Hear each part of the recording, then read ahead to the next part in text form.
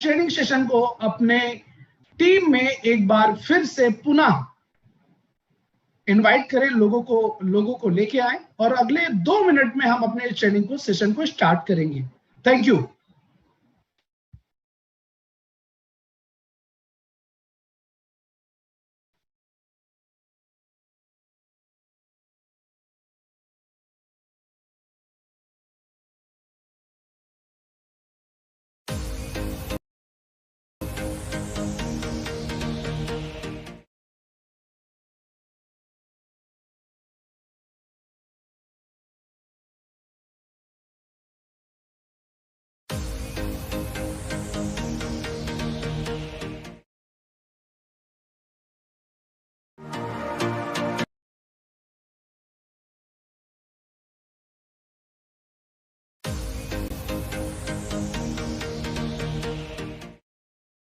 आजकल हर घर में पानी को पीने योग्य बनाने के लिए आरओ का इस्तेमाल होता है तथा बोतल बंद पानी भी आरओ द्वारा साफ करके भरा जाता है। आरओ के द्वारा साफ किए गए पानी से लगभग सभी मिनरल्स जो हमारे शरीर के लिए आवश्यक हैं, जैसे कैल्शियम, मैग्नीशियम, जिंक, पोटेशियम और सेलेनियम भी निकल जाते हैं तथा पानी डीमिनरलाइज्ड तथा एसिडिक हो जाता है। मिनरल्स के बिना विटामिन काम नहीं करते।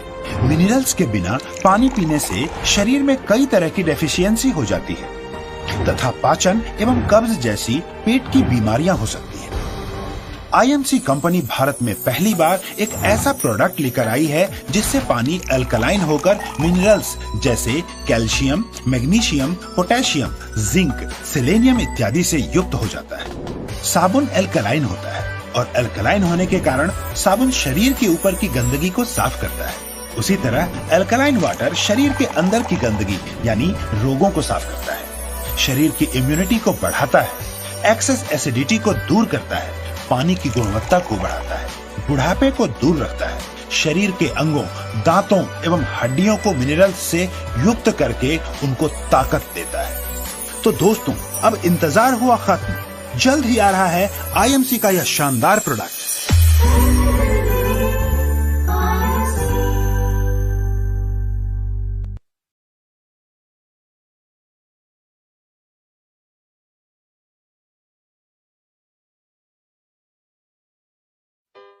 गुड आईएमसी दोस्तों, पेट स्वस्थ हो तो सारा दिन शरीर भी तंदुरुस्त रहता है, लेकिन आज की इस भागदौड़ भरी जिंदगी में हर 5 में से 3 लोग कब्ज जैसी समस्या से परेशान हैं। इस समस्या से राहत पाने के लिए आपको आईएमसी फ्रेश मॉर्निंग टैबलेट्स का सेवन अवश्य करना चाहिए। इसमें त्रिफला, अदरक, पिपली, गुलाब फूल, अमलतास, सनाए पत्ता, हींग, इसबगोल और काली मिर्च जैसी अन्य जड़ी बूटियां मौजूद हैं। फ्रेश मॉर्निंग टैबलेट्स सूखे और कठोर मल को नरम करके कब्ज से राहत प्रदान करने में अत्यंत लाभकारी होने के साथ साथ मल त्याग को आसान। आप सभी लोगों का एक बार फिर से बहुत बहुत स्वागत है। मेरा नाम देवेंद्र मौर्य और एक बार फिर मैं आप सभी लोगों के सामने यहाँ पर हाजिर हूँ हमारे कृषि कल्याण प्रोग्राम के साथ में। और आज हम लोग एक बार फिर से बात करेंगे हमारे जो एग्रीकल्चर के प्रोडक्ट्स हैं उसके बारे में भी बात करेंगे। हर्बल एग्रो ग्रोथ बूस्टर और एग्रो एक्टिवेटर, और साथ ही साथ हम लोग बात करेंगे कि प्रेजेंट टाइम में अभी जो किसान धान की फसल लगा रहा है उसमें तरह से यूज करना है। स्टेप बाय स्टेप हम हमारे प्रोडक्ट को यूज करके कैसे बेहतर कर सकते हैं,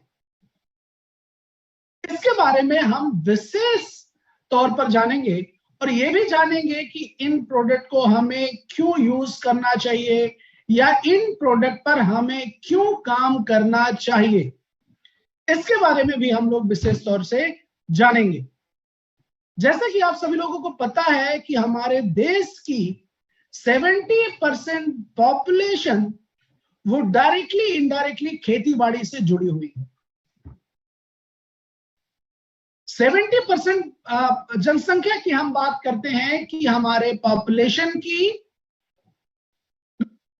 यानी कि जो गांव में रह रहे हैं किसान हैं जो खेती बाड़ी और पशुपालन से जुड़े हुए हैं, साथ ही साथ ये हमारे देश की आर्थिक व्यवस्था में यानी कि जीडीपी में बहुत बड़ा रोल भी निर्भर करते हैं, जिसमें 23% है, जो एक बहुत बड़ी चीज है। अगर आप अपने आसपास इस समय पर देखेंगे तो किसान कहीं ना कहीं कुछ परेशान भी दिखता है। कुछ किसान थोड़ा सा सही भी दिखते हैं, लेकिन अगर हम किसानों की परसेंटेज डालें तो किसान आज ज्यादातर परेशान है अपने फसलों की पैदावार को लेकर के।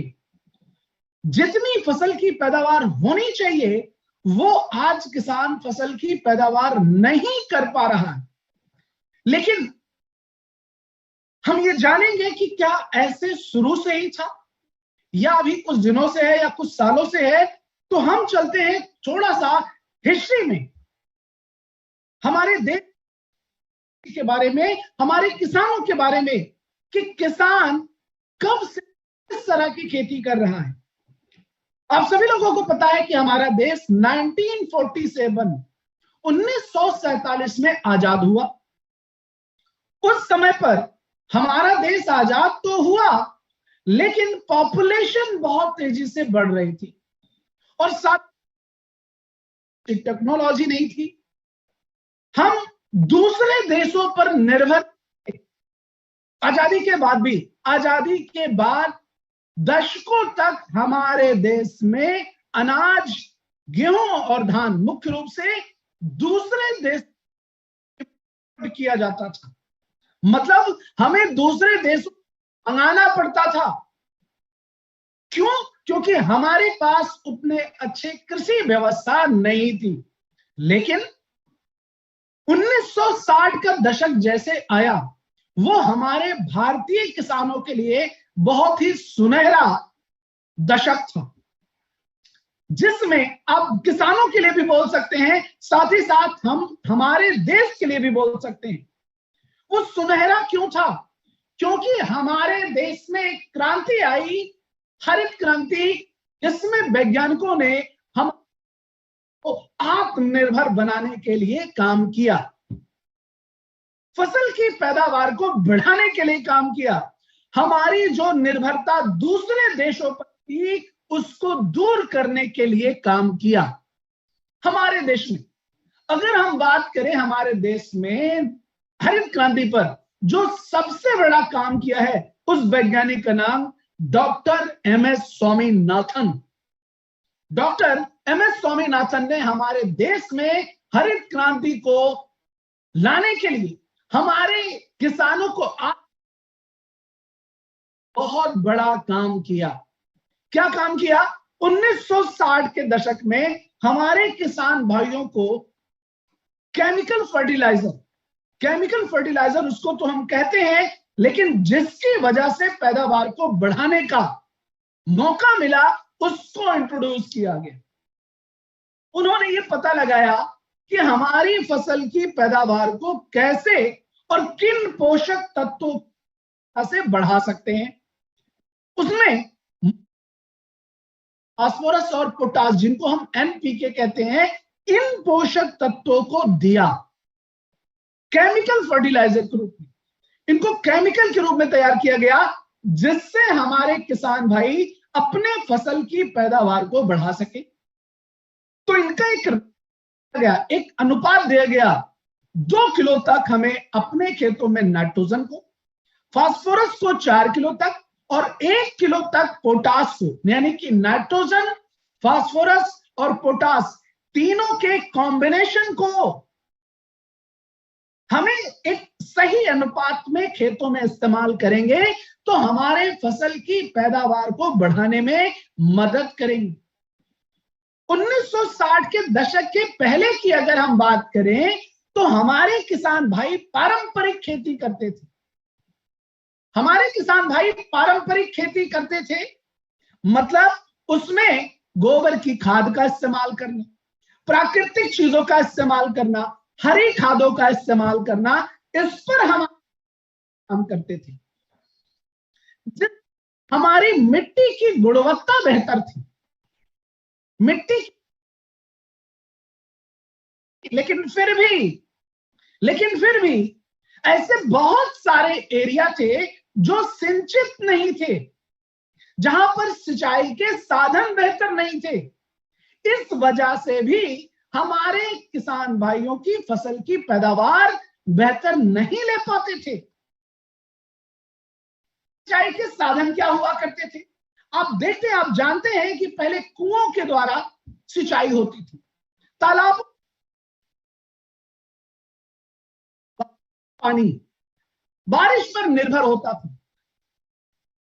कि बारिश पर है, ऐसा नहीं कि है कि आज बारिश की आवश्यकता नहीं है, आज भी है। लेकिन अगर बारिश कुछ समय के लिए नहीं होती है तो हमारे पास वो साधन है कि हम, लेकिन मैं आपसे पूछना चाहूंगा, अगर जैसे मान लीजिए पहले कुओं के द्वारा सिंचाई होती थी, अगर एक कुआं यहां पर है और वहां से एक खेत है, तो क्या सिंचाई हो पाती थी? नहीं, वो खेत खाली पड़ा होता था। कुओं के आसपास ही उस फसलें पैदावार किसान ले पाता था। 1960 के दशक के पहले तो नाइट्रोजन, फास्फोरस, पोटास यानी रासायनिक खादों को तो तैयार किया ही गया, और साथ ही वैज्ञानिकों ने उन्नत जो हमारे फसल की पैदावार को और ज्यादा बेहतर करने में मदद करते हैं, उन तरह को डेवलप किया गया, जिससे हम अधिक से अधिक फसल की पैदावार ले सके। तो उन्नतशील भी जाए, सिंचाई के साधन पर काम हुआ।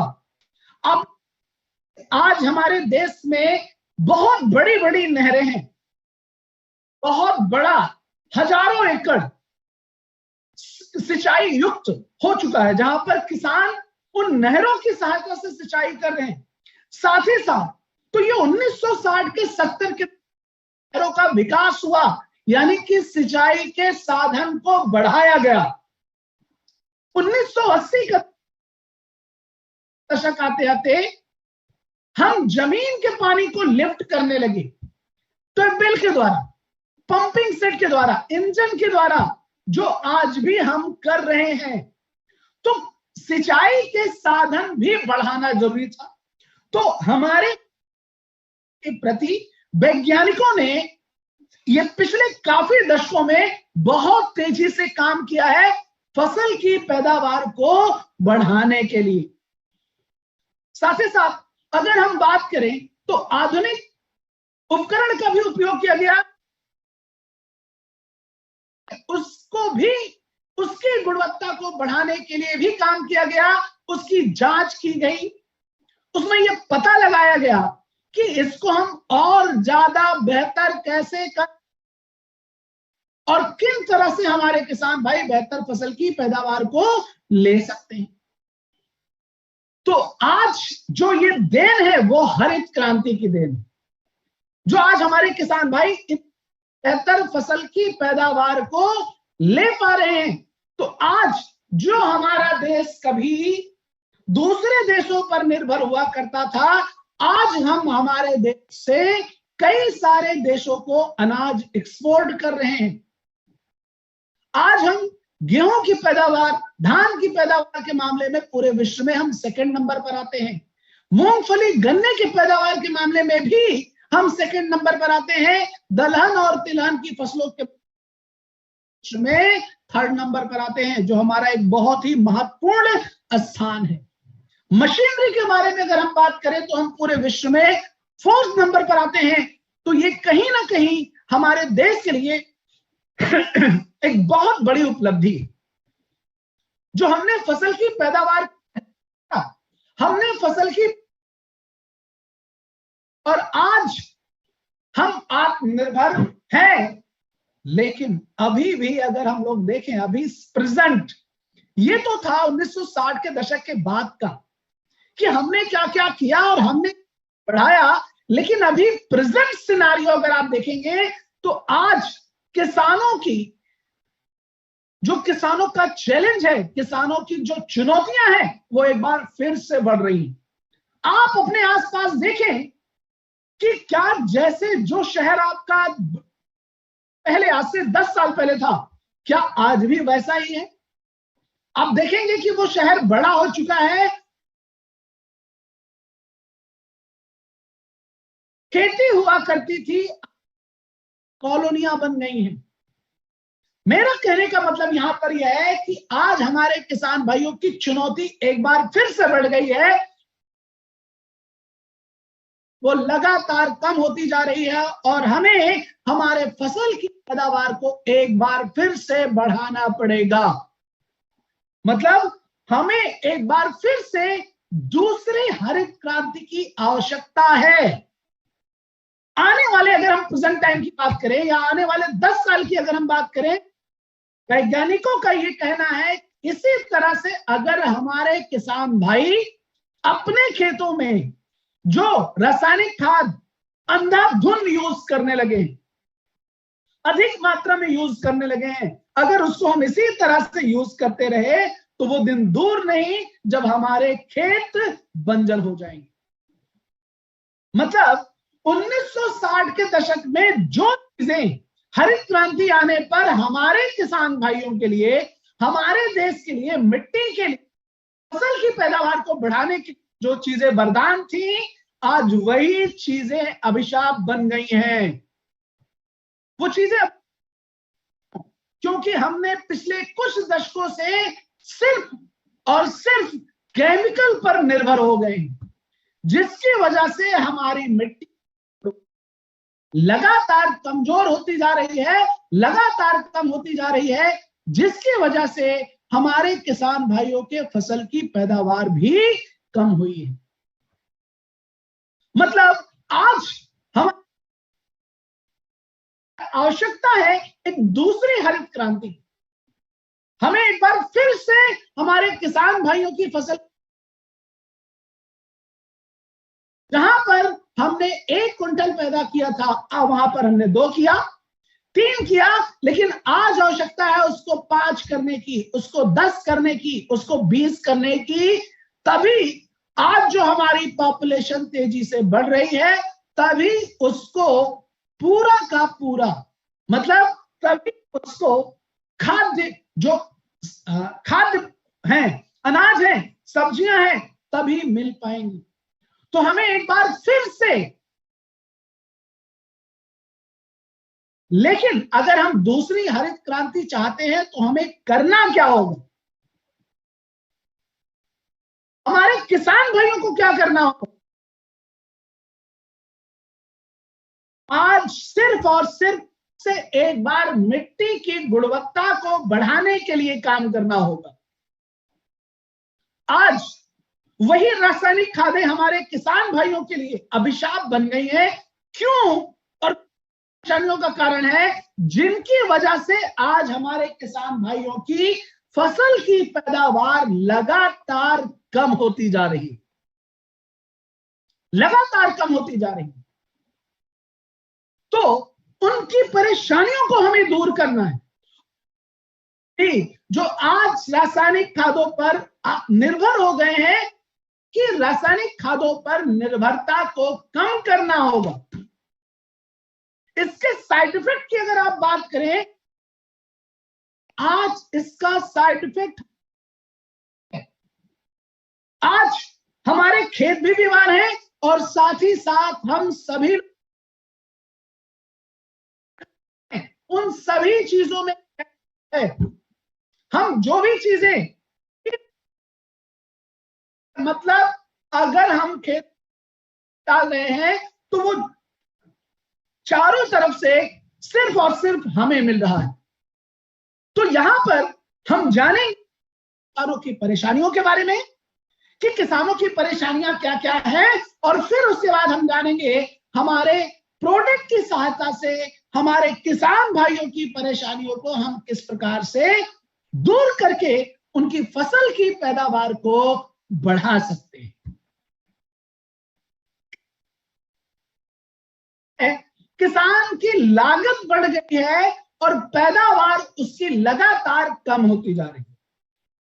उत्पादन में बहुत अधिक निवेश, उर्वरकों की अधिक खपत के कारण किसान को अपने खेतों में अत्यधिक मात्रा में रासायनिक खाद डालना पड़ रहा है। रासायनिक खाद डालने की वजह से ही हमारे मिट्टी की गुणवत्ता लगातार कम होती जा रही है। आज हमारे खेतों से केचुए गायब हो गए। इवन अगर हम बात करें तो आज हमारी मिट्टी में केचुए के रहने लायक वातावरण ही नहीं है। अब आप सोच लीजिए, अगर एक जीव हमारे उस खेत में जीवित नहीं रह सकता है जो हमारी मिट्टी की गुणवत्ता को बढ़ाता था, बढ़ाने का काम है, तो क्या हमारी मिट्टी रिसाइकिल होगी? क्या हमारी मिट्टी की उपजाऊ बढ़ेगी? सिर्फ रासायनिक खादों को डालने से ही हम फसल की पैदावार को नहीं ले सकते। तो अगर हमारे खेतों में रासायनिक खादों की मात्रा कम होगी, तभी हमारे खेत स्वस्थ होंगे और तभी हमारे किसान भाई फसल की पैदावार को बेहतर कर पाएंगे। तो आज जो ये किसानों के बीच कि अधिक से अधिक रासायनिक खादों का प्रयोग करना है, किसान आज कॉम्पिटिटिव हो गया है। वो अधिक रासायनिक खादों के प्रयोग की वजह से हमारी मिट्टी को दूषित कर रहा है। और ये अगर हम बात करें तो किसानों मेंटेलिटी बन गई है कि अधिक रासायनिक खाद यूज करेंगे तभी हमारी फसल की पैदावार ज्यादा होगी, और किसान अपने खेतों में रासायनिक खादों की मात्रा को लगातार बढ़ा रहा है।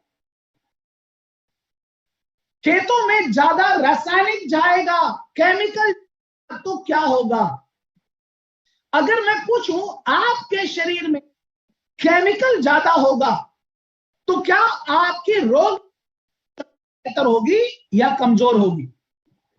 आपकी रोग प्रतिरोधक क्षमता कमजोर होगी, डाउन होगी। ठीक इसी प्रकार से हमारे खेतों में जब हम किसान केमिकल अधिक डालता है तो खेतों में जो फसलें हैं उनकी रोग प्रतिरोधक क्षमता कम हो जाती है और फिर उन पर रोग, किसान फिर से एक बार बहुत सारे स्प्रे करता है, छिड़काव करता है। इससे भी हमारे किसान भाइयों की एक बार फिर लागत लगातार और कहीं ना कहीं पैदावार भी कम हो जाती है। किसान जब अपने खेतों में अत्यधिक खादों का प्रयोग करता है तो हमारी मिट्टी में नमी का स्तर कम होता जाता है, हमारी मिट्टी हार्ड हो जाती है, कठोर हो जाती है, जिसका प्रभाव हमारी मिट्टी की गुणवत्ता पर पड़ता है। आज हमारी मिट्टी में पोषक तत्वों की कमी हो गई है। आज किसान अपने खेतों में गोबर डाल रहा है, आज किसान अपने खेतों में मिट्टी की गुणवत्ता कम है और इसी वजह से किसानों की परेशानियां हैं और इसी वजह से पैदावार कम है और इन्हीं कारणों से है। बीमारी के अगर हम कारण देखें तो वो कुछ नहीं, आज किसान जो अपने खेतों में रासायनिक खाद और रासायनिक कीटनाशक दवाइयों का उपयोग कर रहा है, यही हमारे पर्यावरण को दूषित कर रहा है और ये सभी के लिए हानिकारक है। ये हमारे मनुष्यों के लिए, हमारी मिट्टी के लिए, हमारी मिट्टी में जो सूक्ष्म जलीय जीव जंतुओं के लिए सभी हानिकारक है। अगर हम इनका इन्हीं प्रकार से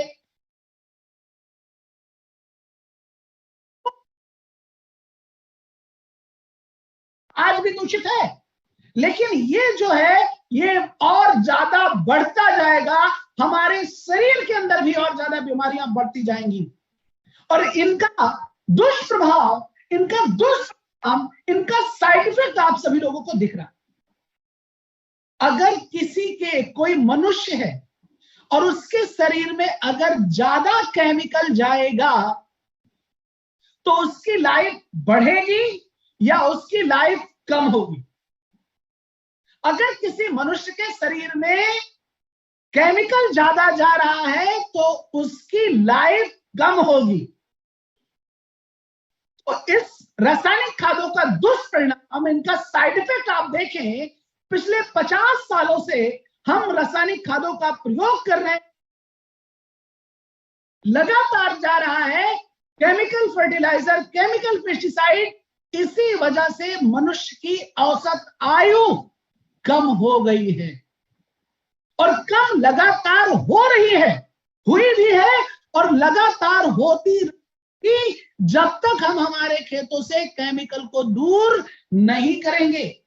तो पर्यावरण दूषित है, हमारी फसलें दूषित हैं, हम दूषित हैं, हमारे जलीय स्रोत दूषित है, इसी तरह से जो पशु हैं वो भी आज इसकी वजह से दूषित है। मतलब उनमें भी बीमारियां हैं, उनमें भी कमियां हैं। तो इनको दूर करने के लिए, इनको बेहतर करने के लिए क्या करना होगा? हमें जैविक खेती को अपनाना होगा। जैसे आज हम सभी लोग आयुर्वेद को अपना रहे हैं। क्यों अपना रहे हैं? क्योंकि आयुर्वेद का कोई साइड इफेक्ट नहीं है, कोई नुकसान नहीं है। ठीक इसी प्रकार से ऑर्गेनिक फार्मिंग यानी कि जैविक खेती का कोई साइड इफेक्ट नहीं है। अगर ऑर्गेनिक खेती करते हैं, जैविक खेती करते हैं, इसका उद्देश्य है हमारे खेतों में केमिकल की मात्रा को कम करना,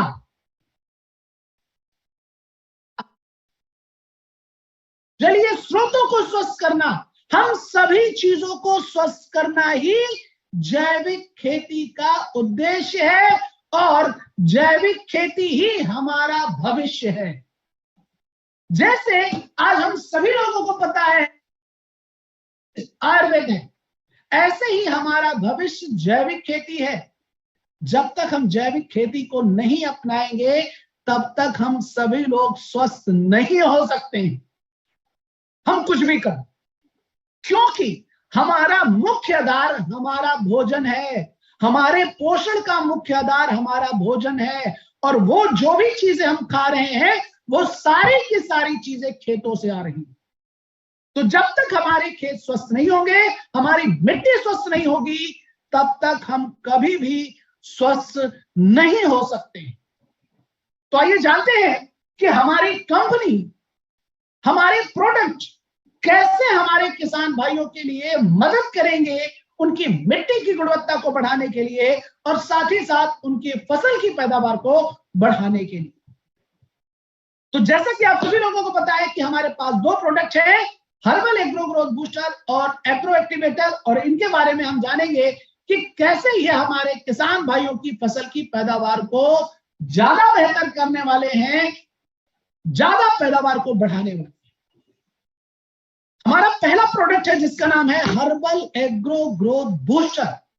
ये हमारे किसान भाइयों के लिए एक बहुत ही बेहतरीन प्रोडक्ट है और इसमें कंपनी ने मुख्य रूप से प्राकृतिक चीजों को शामिल करके ही बनाया है। इसमें गौमूत्र है, इसमें एलोवेरा है, नीम, आंवला, हिमालयन बेरी और भी कई सारी जड़ी बूटियों को शामिल किया गया है। एक एक इंग्रेडिएंट ये क्या कर रहे हैं, सिंपल से अगर हम बात करें तो आज हमारे मिट्टी में पोषक तत्वों की कमी है।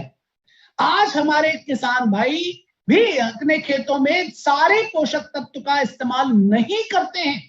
इसी वजह कहीं ना कहीं फसल की पैदावार में कम होती है, पैदावार वो भी प्रभावित होती है। तो यहां पर एग्रो ग्रोथ बूस्टर का मतलब है हमारी फसलों को सारे तरह के कंप्लीट फूड देना, सारे पोषक तत्वों को देना, जिससे हमारे किसान भाई फसल की पैदावार को बढ़ा सके। तो इसमें जो पहली चीज शामिल की गई है वो है एलोवेरा। एलोवेरा के बारे में आप सभी लोगों को पता है कि एलोवेरा का काम क्या होता है। एलोवेरा सारे तरह के पोषक तत्व देता है जिससे हमारी मिट्टी की गुणवत्ता बढ़ती है, हमारी मिट्टी को सारे तरह के पोषक तत्व मिलते हैं, हमारी फसलों को सारे तरह के पोषक तत्व मिलते हैं। साथ ही साथ ये एंटीबायोटिक होता है, एंटी बैक्टीरियल होता है, एंटी माइक्रोबियल होता है, जो हमारे फसलों पर बहुत सारे रोगों का अटैक होता है, उन रोगों के अटैक को दूर करने में मदद करता है। इसमें जो अगली चीज शामिल की गई है वो है Leh berry, Himalayan berry. Himalayan berry की अगर हम बात करें तो इसमें भी बहुत सारे पोषक तत्व होते हैं जो हमारे फसलों की गुणवत्ता को बढ़ाते हैं, फूलों के विकास में, फलों के विकास में मदद करते हैं, जिससे हमारे किसान भाई ज्यादा से ज्यादा बेहतर फसल की पैदावार को ले सकें। तो यहां पर इन चीजों को शामिल करने का मकसद क्या है, इनको क्यों शामिल किया गया है, जिससे कि हमारी फसल को सारे तरह के यानी कि कंप्लीट फूड मिल सके, हमारी फसल स्वस्थ हो सके और हमारे किसान भाई बेहतर फसल की पैदावार को ले सके। इसमें जो तीसरा इंग्रेडिएंट शामिल किया गया है वो नीम। नीम की अगर हम बात करें तो नीम का काम क्या है, नीम हमारी फसलों में अटैक होता है, उन रोगों के अटैक को कंट्रोल करता है, उनको रोकता है। बैक्टीरियल इन्फेक्शन है, माइक्रोबियल इन्फेक्शन है या कीड़ों का अटैक है, उससे हमारी प्रोटेक्ट करेगा, उससे हमारी का, जिससे हमारे किसान भाई बेहतर फसल की पैदावार को ले सके। तो हमें क्या करना है, हमें बहुत ही कि इन चीजों को शामिल करना है, और इन चीजों की ही आज कमी है प्राकृतिक। अगर हम ग्रोथ बूस्टर की बात करें तो ये भी आयुर्वेद है, हमें हमारे किसानों की खेतों को भी आयुर्वेद पर लाना पड़ेगा। जैविक मतलब आयुर्वेद, आयुर्वेद मतलब जैविक। जहां पर केमिकल का इस्तेमाल ना हो उसको ही जैविक कहते हैं और उसको ही आयुर्वेद कहते हैं। हमारे खेत में, चाहे वो हमारी बॉडी में, हम सभी स्वस्थ रहेंगे, खेत स्वस्थ रहेंगे, हम स्वस्थ रहेंगे, पर्यावरण। जितना ज्यादा केमिकल हम यूज करेंगे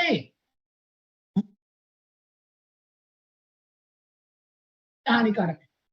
और जीव जंतुओं की बात करें तो इसीलिए इनमें इन चीजों को शामिल किया गया है। इसमें अगली चीज है आंवला। आंवले की अगर हम बात करें तो आंवले के बारे में भी आप सभी लोगों को बताइए, विटामिन सी देता है। विटामिन सी हमारी फसलों को सूर्य की हानिकारक किरणों से बचाएगा, इम्यून सिस्टम को बेहतर करेगा। और इसमें जो सबसे ज्यादा इंपॉर्टेंट है गौमूत्र। अगर आप किसानों से पूछेंगे कि खेतों में क्या वो गौमूत्र का इस्तेमाल कर रहे हैं तो एक ही जवाब आएगा, किसान आज के टाइम में गौमूत्र का इस्तेमाल नहीं कर रहा है। यह इस्तेमाल कब होता था, जब किसान अपने खेतों में गोबर की खाद डालता था तो उसके साथ में गौमूत्र भी जाता था, पशु मूत्र भी जाता था। इससे हमारे पशु स्वस्थ रहते थे। इससे जो है हमारा खेत, जब पशु मूत्र जाएगा, गौमूत्र, फसल को सारे पोषक तत्व मिलते। लेकिन अब ये तो जा ही नहीं रहा, किसान के पास पशु ही नहीं है तो गोबर कहां से डाल। तो गौमूत्र जो है वो प्राकृतिक पोषक तत्वों का स्रोत, nitrogen, phosphorus, potash, sodium, calcium, magnesium, manganese, zinc, ऐसे कई सारे तरह हमारी मिट्टी को, जिससे मिट्टी की गुणवत्ता भी बढ़ती है। और फसल को जब सारे तरह के पोषक तत्व मिलते हैं तो फसलों की गुणवत्ता भी बढ़ती है। तो ग्रोथ बूस्टर, अब मैं आपसे पूछूं चाहिए भाई किन किन फसलों को पोषक तत्व जरूरत है। सभी तरह की, जितनी भी तरह की किसान फसल लगाता है उन सभी तरह के फसलों को पोषक तत्व चाहिए। तो हमारा प्रोडक्ट ये पोषक तत्व देगा जिससे फसलों की ग्रोथ, विकास अच्छा होगा। और जब विकास अच्छा होगा तो पैदावार अच्छी होगी। इसीलिए इस चीजों को शामिल किया गया है, प्राकृतिक चीजों को। तो आइए जानते हैं कि ग्रोथ बूस्टर को हम अंत तक किस तरह से इसका इस्तेमाल करें कि बेहतर उनको रिजल्ट मिले, जिससे वो बेहतर फसल की पैदावार को ले सके। अब ग्रोथ बूस्टर का मकसद क्या है हमारा, इसका मकसद है पोषक तत्व देना। अब कब कब देना है ये भी पता होना चाहिए, कब कब जरूरत है ये भी पता होना चाहिए। अगर आप बात करें पोषक तत्व की, अगर हमने फसल को खेत में लगा दिया, खेत में हमने फसल को लगा दिया, अब जरूरत पड़ेगी, एक दिन जरूरत पड़ेगी, 10 दिन नहीं पड़ेगी, फिर एक दिन पड़ेगी, फिर 10 दिन नहीं पड़ेगी। क्या ऐसा होगा क्या? नहीं, उसको रोज चाहिए, उसको रोज पोषक तत्व चाहिए। 4 दिन पोषक तत्व नहीं मिलेगा या लेट होगा तो पौधों का ग्रोथ सही नहीं होगा, और जब ग्रोथ सही नहीं होगा तो पैदावार कम। अब अगर हम इस प्रोडक्ट को डालेंगे तो इसको हम 3 तरह से इस्तेमाल करते हैं, मिट्टी का उपचार में करते हैं, बीज के उपचार में करते हैं और छिड़काव के रूप में करते हैं। मिट्टी का उपचार बहुत ही सिंपल है, हमें आधा लीटर की बोतल को लेना है और उसको 1 एकड़ के खेत, जुताई से पहले, जुताई के बाद या बुआई से पहले या बुआई के बाद इसको हमें मिट्टी में डाल देना। तो एक फसल की मिट्टी में ग्रोथ बूस्टर को आधा लीटर डालना चाहिए 1 एकड़ के खेत में, क्योंकि हमारी मिट्टी ही बीमार है और मिट्टी को सारे पोषक तत्व तो चाहिए ही चाहिए, तभी हमारी फसलों का विकास बेहतर होगा। प्लस दूसरा जो इसका इस्तेमाल करने का तरीका है वो है बीज का उपचार। इस सहायता से हम बीज का उपचार कर सकते हैं। बीज का उपचार करने के लिए हमें 1 किलो बीज लेना है, उसमें 2 से लेकर के 5 ml तक ग्रोथ बूस्टर को मिक्स करना है और उसके बाद हमें उसको बुआई कर देनी। तो बीज का उपचार करने से बीज का अंकुरण अच्छा होगा और बीज में किसी भी तरह का कोई रोग नहीं लगेगा, इससे हमारी फसल बेहतर होगी। तो मिट्टी का उपचार, बीज का उपचार, ये 2 प्रक्रिया बहुत जरूरी होती है किसी भी तरह की फसल बेहतर करने के लिए।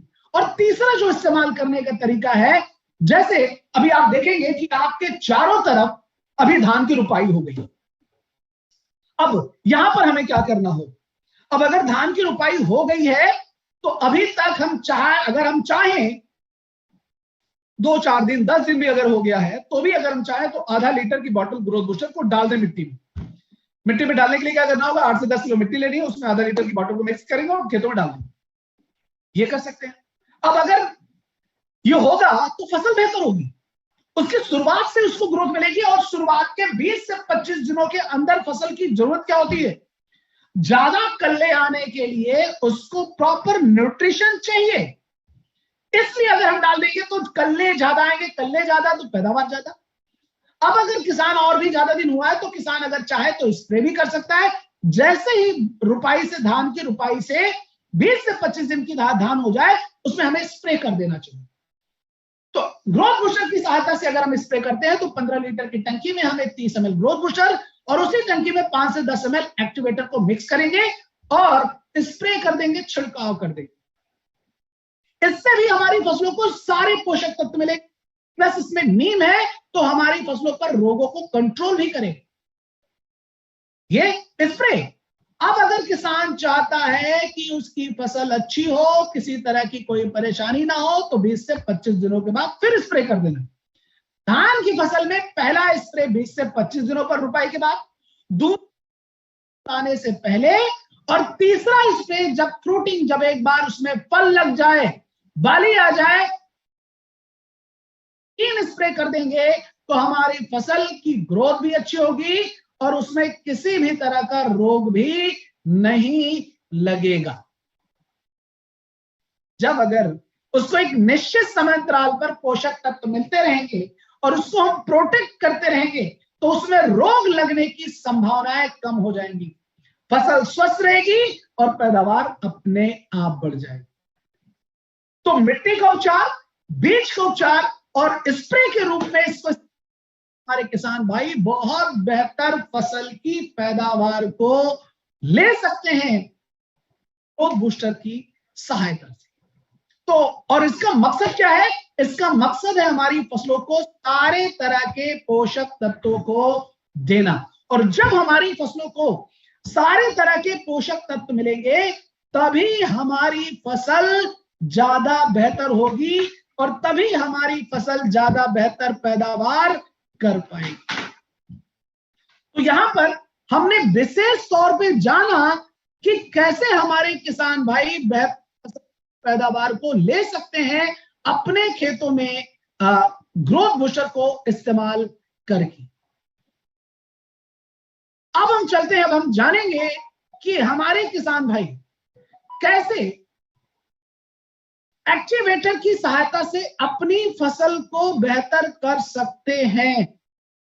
अब यहां पर अगर हम एक्टिवेटर की अगर हम बात करें तो एक्टिवेटर हमारे किसान भाइयों के लिए बहुत ही ज्यादा आवश्यक प्रोडक्ट है। ये क्या करेगा, आइए जानते हैं इसके बारे में। ग्रोथ बूस्टर की अगर एक्टिवेटर की अगर हम बात करें तो एक्टिवेटर का काम है हमारी फसलों को बेहतर करना।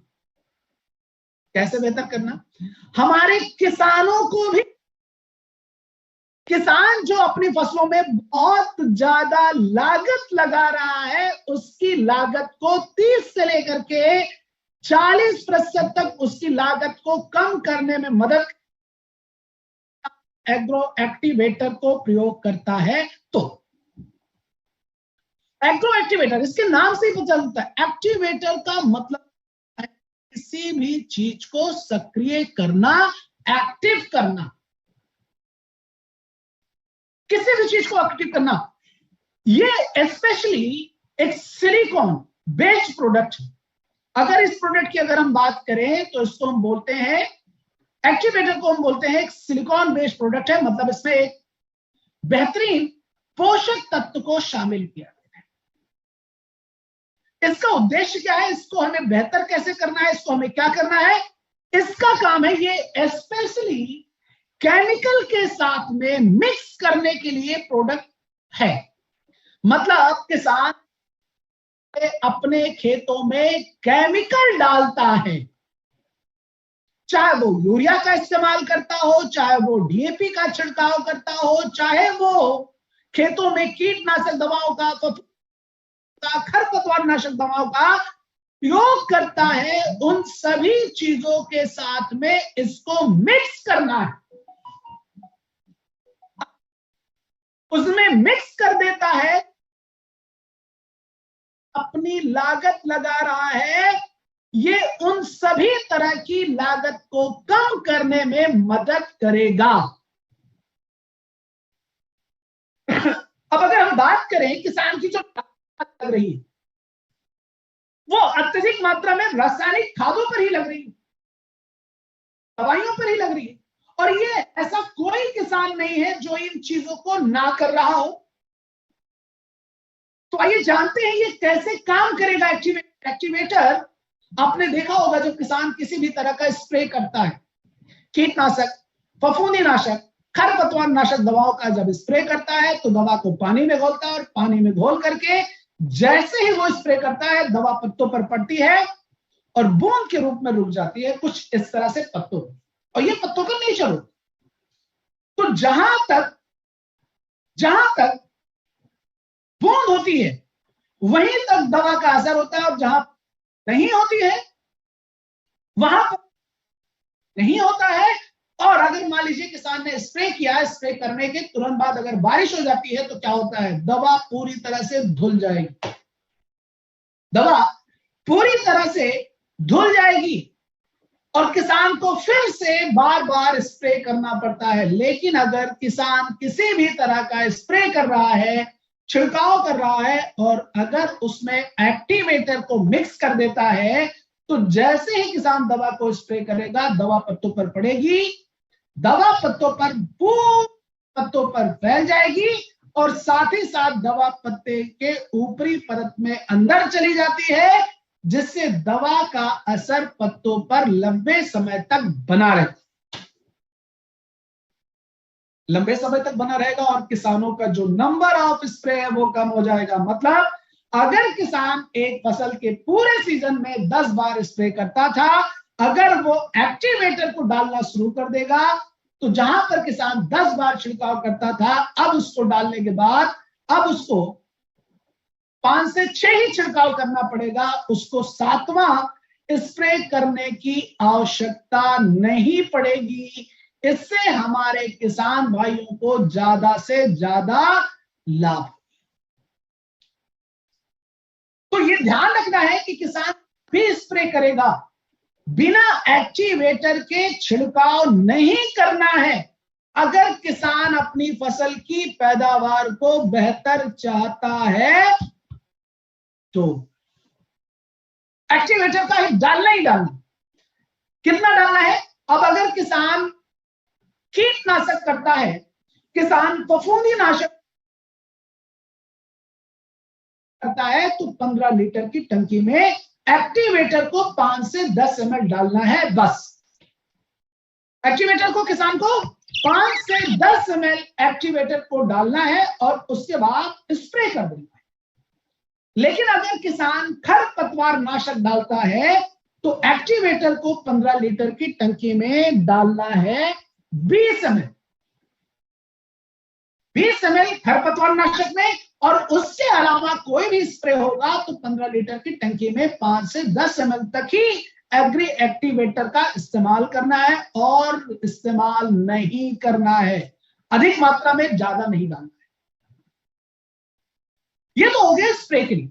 अब अगर हम बात करें तो दूसरा, यानी कि केमिकल फर्टिलाइजर पर खर्चा करता है, जिसमें यूरिया डालता है और डीओपी का इस्तेमाल करता है। जनरली अगर हम लोग बात करें तो किसान आज अपने 1 एकड़ के खेत में 3 बैग यूरिया का डालता है। मतलब 3 बार 50 किलो 50 किलो 50 किलो यूरिया डालेगा और 1 बैग 50 किलो का डीएपी इस्तेमाल करता है। मतलब एक फसल की सीजन में टोटल किसान 200 किलो तक अपने खेतों में केमिकल डाल रहा है।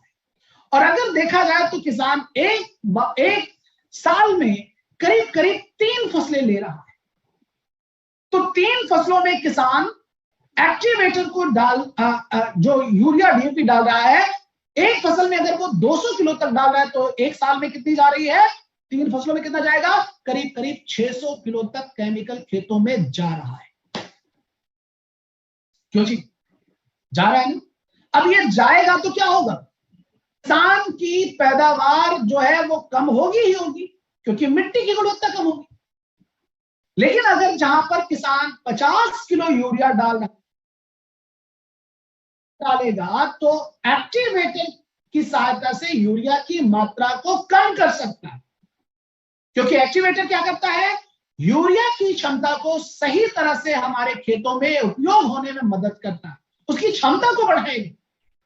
जो यूरिया बेकार चली जाती है उसको बेकार नहीं जाने देगा, उसका ज्यादा से ज्यादा लाभ हमारी फसल को मिलेगा। तो अगर किसान 50 किलो यूरिया डालता था तो उसमें से 30% यूरिया की मात्रा को कम करना है। मतलब अगर किसान 50 किलो डालता था तो उसमें से 15 किलो कम कर लेंगे। बचेगा कितना? यूरिया कितना बचेगा? उसमें बचेगा 35, यानी कि 35 किलो। 35 किलो यूरिया में 70 ml एक्टिवेटर को मिक्स करना है। कितना? 70 ml एक्टिवेटर को मिक्स करना है। और 35 किलो के साथ में एक्टिवेटर जब हम मिक्स कर देंगे तो वही यूरिया 50 किलो यूरिया के बराबर काम करेगी और किसान अपने खेतों से यूरिया की मात्रा को कम कर सकता है।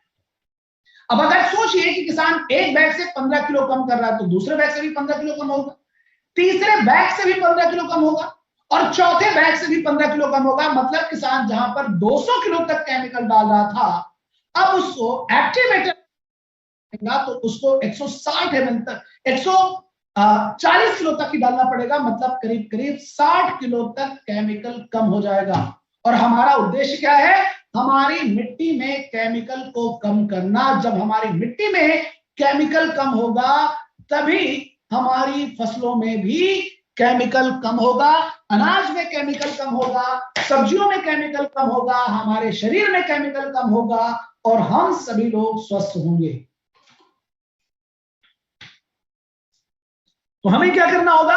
हमारे खेतों में जो अत्यधिक मात्रा में रासायनिक खादों का प्रयोग हो रहा है उसको कम करना है। ये पहली बार होगा। किसान पहली बार करता है तो 30% कम होगा। अगर किसान दूसरी बार अगली फसल में फिर से एक्टिवेटर को यूज करता है तो 10% और कम हो जाएगा। मतलब पहली बार का 30%, दूसरी बार का 40%, यानी कि दूसरी बार में 40% कम होगा। अगली बार अगर किसान करेगा तो 10% और कम, यानी कि 3 बार लगातार प्रयोग करने से एक्टिवेटर को, ग्रोथ बूस्टर को, हमारे किसान भाई अपने खेतों से 50% तक केमिकल की मात्रा को कम कर सकते हैं। तो पहली बार में 30 करना है कम, उसके बाद 10%, उसके बाद 10%। एकाएक केमिकल को अगर हम ज्यादा कम कर देंगे तो क्या होगा, किसान के फसल की पैदावार कम हो जाएगी। इसलिए भी हम इस प्रोडक्ट को किसान को प्रयोग करवाएंगे तो हम धीरे धीरे केमिकल की मात्रा को कम करेंगे। एकाएक तेजी से केमिकल की मात्रा को कम नहीं करना है, यह हमें विशेष तौर से ध्यान देना है। अब ये हमने बात कर ली यूरिया की, हमने बात कर ली डीएपी की, और हमने बात कर ली कीटनाशक दवाइयों की। अब अगली चीज अगर हम लोग देखें, सिंचाई भी एक बहुत ही महत्वपूर्ण चीज है और किसान इस पर भी बहुत ज्यादा लागत लगाता है। अभी अगर आप देखें तो बहुत सारे एरिया ऐसे हैं जहां पर इस बार बेहतर बारिश नहीं हो रही, और ऐसे में किसान धान की फसल लगा रहा है, और धान की फसल में अत्यधिक मात्रा में यूरिया डीएपी की सिंचाई की आवश्यकता होती है। तो अगर किसान एक्टिवेटर को सिंचाई के लिए उपयोग करता है तो किसान की 50% तक सिंचाई की लागत कम हो जाएगी। करना क्या होगा, बहुत ही सिंपल है। सिंचाई से पहले किसान को अपने खेतों में एक्टिवेटर को 160 ml से लेकर के 200 ml तक मिट्टी में डालना है सिंचाई से पहले। 1 एकड़ में 200 ml। तो अगर किसान चाहे तो इसको मिट्टी में मिक्स करके खेतों में डाल दे, या पानी के साथ में मिक्स करके इसको खेतों में छिड़काव कर देना है, और उसके कुछ घंटों के बाद सिंचाई कर देनी है। अगर पानी है या अगर नमी भी खेत में है तब भी बेहतर ये काम करेगा, तो डाल सकते हैं। ये मिट्टी में जाएगा तो इसका काम करता है, ये सबसे ज्यादा इंपॉर्टेंट है। ये हमारी मिट्टी को भुरभुरा करता है, हमारी कठोर हो गई है उसको सॉफ्ट करेगा, जिससे हमारी मिट्टी की पानी सोखने की क्षमता बढ़ जाएगी, और साथ ही साथ ये पानी जो वाष्पीकृत होता है, इवेपोरेट होता है, जो वाष्पीकरण होता है, उसको भी कंट्रोल करने में मदद करता है, जिससे हमारे किसान भाई जो सिंचाई पर बहुत ज्यादा लागत लगाते हैं वो कम हो जाए। किसान अगर एक्टिवेटर को मिट्टी में सिंचाई के लिए डालता है तो इसका असर हमारे खेतों में 1 महीने तक बना रहता है। किसान को इसको दोबारा डालने की आवश्यकता नहीं होती है 1 महीने के अंदर, लेकिन 1 महीने के बाद अगर फिर सिंचाई करनी है तो उसको एक बार फिर से 200 ml प्रति एकड़ के हिसाब से मिट्टी में डालना हो। जब किसान एग्रो एक्टिवेटर को मिट्टी में डालता है तो इसमें एक तरह का पोषक तत्व होता है जिसको हम सिलिकॉन बोलते हैं। सिलिकॉन जो है वो हमारी फसलों में शाइनिंग लाने में, चमक लाने में मदद करता है। तो चाहे वो दाना हो, गेहूं धान है, चाहे वो सब्जियों की फसलें हैं, अगर उसमें शाइनिंग अच्छी होगी तो उसकी मार्केट वैल्यू भी अच्छी होती है। तो ये हमने जाना एग्रो एक्टिवेटर को कि इसकी सहायता से बेहतर कर सकते हैं, और हमारे किसान भाई जो बहुत ज्यादा कर रहे हैं वो कैसे इसको बेहतर कर पाएंगे। तो आज हमने यहां पर एग्रो एक्टिवेटर और एग्रो ग्रोथ बूस्टर को जाना कि इसको हम किस तरह से यूज करके, किन किन तरह से यूज करके हम इसको बेहतर कर सकते हैं। तो मेरा आप सभी लोगों से कहना है कि अभी ये बहुत ही विशेष अपॉर्चुनिटी है, बहुत अच्छा मौका है हमारे पास। हमारे इन दोनों प्रोडक्ट के साथ में किसानों के पास जाएं। किसान इस समय पर धान की रोपाई कर रहा है, उसको यूज कराएं, उसकी पैदावार को बढ़ाने में, उसकी मिट्टी को स्वस्थ करने में मदद करें। इससे हम सभी को लाभ होगा। किसान अगर खेतों में केमिकल कम डालेगा तो हमें भी जो सब्जियां मिल रही हैं उसमें भी केमिकल कम होगा, जो हमें अनाज मिल रहे हैं उसमें केमिकल कम होगा। हम स्वस्थ होंगे, किसान स्वस्थ होगी, और हमारी कंपनी का भी यही उद्देश्य है, स्वस्थ जिंदगी। तो अगर लोगों को स्वस्थ करना है, जिंदगी कंपनी के मिशन को पूरा करना है, तो हमारे खेतों में, हर खेतों में हमारे एग्रो एक्टिवेटर और ग्रोथ बूस्टर को पहुंचाना पड़ेगा। यही हमें करना है। तो आज के इस सेशन को आप सभी लोगों को अटेंड करने के लिए आप सभी लोगों का बहुत बहुत धन्यवाद। आपने आज के इस मीटिंग को अटेंड किया। आप सभी लोगों को पता है कि हम लोग जो है ये रेगुलरली हम लोग कर रहे हैं। तो मेरा आप सभी लोगों से एक बहुत ही रिक्वेस्ट रहेगा कि प्लीज जब भी आप ट्रेनिंग को अटेंड करते हैं, आप अपनी टीम को जरूर लेके आए, किसानों को भी लेकर के आए, जूम को ज्यादा से ज्यादा लोगों तक इंस्टॉल करवाएं अपनी टीम में, क्योंकि ये बहुत अच्छा प्लेटफॉर्म है हमारी इंफॉर्मेशन बढ़ाने का। तो हम घर बैठे कहीं पर भी बैठ करके अपनी नॉलेज को बढ़ा सकते हैं। प्लस आप कहीं पर भी बैठ करके जो हम बातें करते हैं हमारी इस ट्रेनिंग को सुना सकते हैं। 50 किसानों के पास बैठ करके अगर आप उनको ऑन करेंगे तो वो सुनेंगे, तो उनको जाएगा। प्लस अगर आप पहले मुझे प्री इंफॉर्मेशन कर देंगे कि सर मैं आज गांव में जाऊंगा और 50 लोग को बैठा करके ट्रेनिंग सुनाऊंगा, ये कृषि कल्याण की जो हम लोग मंडे को करते हैं। तो अगर आपका कोई क्वेश्चन आंसर होगा तो हम आपके उनके किसानों के लिए उस जो भी क्वेश्चन होंगे उसका आंसर भी हम ऑनलाइन देंगे। लेकिन आपको अभी आप हमें प्री इंफॉर्मेशन कर दें कि सर ऐसी सी बात है, या फिर आप यहां पर मैसेज भी डाल करके आप कह सकते हैं। तो आप सभी लोगों को आज के इस ट्रेनिंग का अटेंड करने के लिए बहुत बहुत धन्यवाद। Thank you very much. अगले हफ्ते में फिर एक बार आप सभी लोगों के सामने आऊंगा। तब तक के लिए good MC, good MC, good MC.